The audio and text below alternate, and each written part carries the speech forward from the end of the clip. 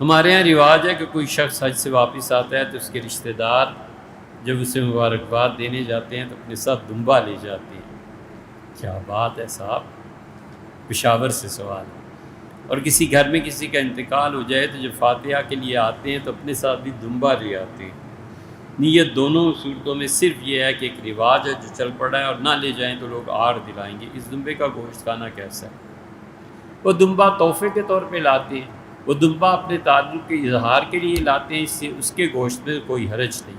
لیکن یہ جو آر دلانا ہے نا کہ جو دمبا لے کے نہیں آیا گویا وہ حج کی مبارکباد دینے ہی نہیں آیا، یہی جو آر دلانا ہے کہ جو دمبا نہیں آیا لے کے آیا وہ آدمی اس نے تعزیت کا اسے حق نہیں پہنچتا، یہ رواج غلط ہے، ایسے نہیں ہونا چاہیے۔